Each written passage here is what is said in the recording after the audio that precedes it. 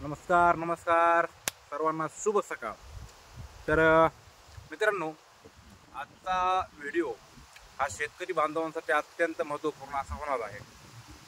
महत्त्वपूर्ण होण्याच्या पाठीमागचं कारण असं की एक गोष्ट मार्मिकतेने लक्षात घ्यायला पाहिजे। आपण सध्या पावसाळा चालू आहे आणि पावसाळा सुरू असल्यामुळं बऱ्याच शेताला काही शेताला पाणी लागत आहे किंवा मग त्या पिकांचं फार मोठ्या प्रमाणामध्ये नुकसान होत आहे किंवा मग शेतामध्ये पाणी साचल्यामुळं पीक नाहीच होत आहे। असं बऱ्याच आव्हानांना आणि बऱ्याच संकटांना शेतकऱ्यांना हल्ली सामोरं जावं लागत आहे। ठीक आहे, साहजिकच गोष्ट आहे, त्यात काही दुमत नाही। परंतु आजचा विषयावरती आपण एक चर्चा करणार आहोत।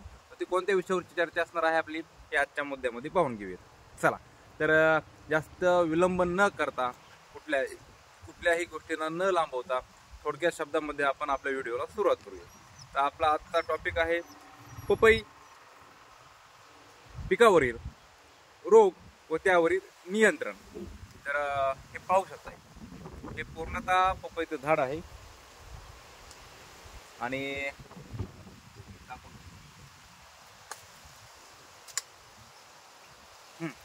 तर हे पपईचं झाड आहे आणि पूर्णतः झाडाला पूर्ण जर पाहिलं तर मर रोग याचा प्रादुर्भाव झालेला आहे, नाही का।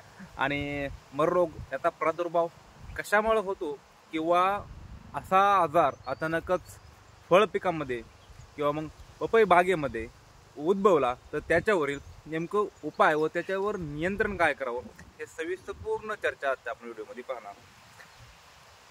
हे बघा, हे पपईचं एक पान आहे आणि या पानामध्ये रस नावाचा किंवा मग हिरवेपणा, ताजेलपणा किंवा मग जिवंतपणा ह्या गोष्टी कुठेतरी नाहीशा होत चाललेल्या आहेत आणि पूर्णतः हे झाड वाळण्याच्या किंवा मग मरण्याच्या मार्गावर लागलेलं आहे, नाही का। तर पाठीमागं तुम्ही झाड पूर्णपणे पाहू शकताय, त्याला पपईचे फळं पण लागलेले आहेत, पपई लागलेले आहेत, घड लागले आहे, चारी बाजूनं पपयाने लखडून गेलेलं होतं। परंतु काही कारणास्तव या पपईवरती मर रोगाचा अटॅक झालेला आहे। तर साहजिकच मर रोग नेमकं येतो कशामुळे, तर त्याचं प्रमुख असं उदाहरण आहे, जर लागवड करते वेळेसच उत्तम पाणी निचऱ्याच्या जमिनीमध्ये प्रामुख्याने पपई या झाडांची लागवड करावी। उत्तम पाणी निचरा जर झाला तर मोकळी हवा खेळती राहते व जमिनीमध्ये बुरशीचं प्रमाण होत नाही किंवा मग अदर बॅक्टेरियाचा अटॅक हा फळावरती होत नाही किंवा मग फळझाडावरती होत नाही, ही गोष्ट लक्षात घ्यायला पाहिजे। आता हे पूर्ण जे झाड आहे या झाडावर मर रोगाने अटॅक केलेला आहे। तर मर रोगाने अटॅक याच्यासाठी केला की आय थिंक या झाडाला बुडाशी पाण्याचं प्रमाण हे सातत्यपूर्वक एक 15 दिवस म्हणा किंवा महिना म्हणा किंवा मग लमसम टाईम पिरियडमध्ये प्रमाणापेक्षा शिल्लक राहिल्यामुळं मोकळी हवा खेळती राहिली नाही किंवा मग या झाडांच्या बुडाशी मुळ्या त्या कमकुवत होत होत कुजत गेल्या आणि कुजल्यामुळं ज्या पद्धतीनं सूक्ष्म अन्नद्रव्य किंवा मूलभूत अन्नद्रव्ये यांचं ऑब्सॉर्प्शन्स ह्या झाडांनी करायला पाहिजे होतं किंवा मग ग्रहण या झाडांनी करायला पाहिजे होतं, तेवढ्या मुळांनी रिस्पॉन्स बऱ्यापैकी दिलेला नाही आणि मूळ हे कुजत चालल्यामुळं साहजिकच झाडाला ज्या पद्धतीनं अन्नद्रव्य किंवा मूलभूत घटक हे जमिनीमार्फत मुळ्यामार्फत जमिनीतून घ्यायला पाहिजे होतं, त्याचा अन्नसाठा घेण्याची प्रक्रिया ही मंदावली आणि ही प्रक्रिया मंदावल्यामुळे साहजिकच झाड कमकुवत होतं, साहजिकच झाड वाळायला लागतं आणि निष्पन्न अशा पद्धतीचा शेवटी परिणाम हा शेतकऱ्यांच्या हातामध्ये येतो। साहजिकच असो, हे झाडाची सध्या आपण कंडिशन पाहतोय, परंतु याच्यावरती आता नियंत्रण काय करायला पाहिजे। सर्वप्रथम जमिनीचा निचरा होईल अशा ठिकाणी ह्या झाडांची लागवड व्हायला पाहिजे। दुसरी गोष्ट, ज्यावेळेस मूळकुज होतो किंवा मग पाण्याचं प्रमाण किंवा अदर बॅक्टेरियाचा अटॅक हा झाडावरती होतो किंवा मग बुरशीचा अटॅक हा झाडावरती होतो, त्यावेळेस असे रोग किंवा मग असा इफेक्ट हा वनस्पतीमध्ये कुठलेही असो मग बघायला भेटते। एक गोष्ट मानसिकतेने लक्षात घ्या, ज्यावेळेस हेवी रेनफॉल होतो किंवा मग मूळकुज आणि मर रोग याचा कुठल्याही वनस्पतीवर आजार होतो, त्यावेळेस बॅक्टेरियांचा प्रादुर्भाव हा बऱ्यापैकी मोठ्या प्रमाणामध्ये झाडावरती झालेला असतोच। तर एक गोष्ट लक्षात घ्यायला पाहिजे, असं झाडाची कंडिशन सुधारण्यासाठी टॉनिकची फवारणी घ्या सुरुवातीला. सर्वप्रथम टॉनिकची फवारणी घ्या. आणि दुसरी गोष्ट म्हणजे बुडाशी ब्ल्यू कॉपर किंवा मग 22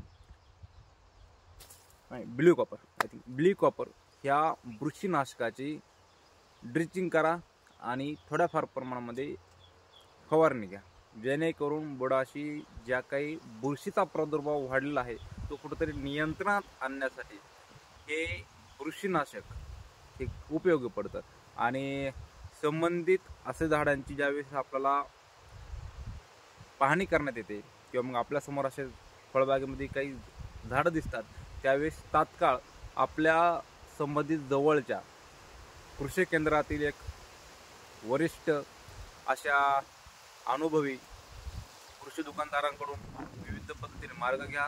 आपल्या प्रत्येकाच्या तालुकास्तरीय एक कृषी कार्यालय असतं, त्या कृषी कार्यालयाचे आपल्या ज्या काही गावाला नेमणूक केलेले कृषी सहाय्यक आहेत किंवा मग कृषी सेवक आहेत यांच्याशी संपर्क करून हे तात्काळ गोष्टींचा चर्चा करून घ्या, जेणेकरून योग्यरित्या योग्य पद्धतीने योग्य ठिकाणी या आजारावर उपाय योजना ह्या लवकरात लवकर करण्यात येतील.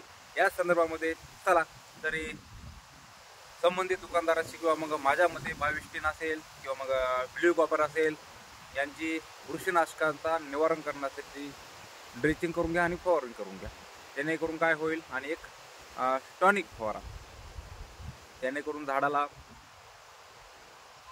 झाडाची प्रतिकारशक्ती ही वाढण्यामध्ये मदत होईल आपल्या फवारणीच्या माध्यमातून आणि ड्रिचिंगच्या माध्यमातून किंवा मग बुडाशी मुळ्यापर्यंत जाईल अशा पद्धतीने जर का ब्ल्यू कॉपर या बुरशीनाशकांची फवारणी केली तर नक्कीच झाड सावरण्यासाठी एक मदत होऊ शकते. तरी अशा ज्या पद्धतीनं मला कधी कधी वाटेल की एखादा मुद्दा तुमच्या समोर मी मांडायला पाहिजे, त्या वेळेस नक्कीच मांडण्याचा मी प्रयत्न करीन. तोपर्यंत आपापल्या बागेची किंवा मग आपापल्या वनस्पतींची ही काळजी घेत राहा.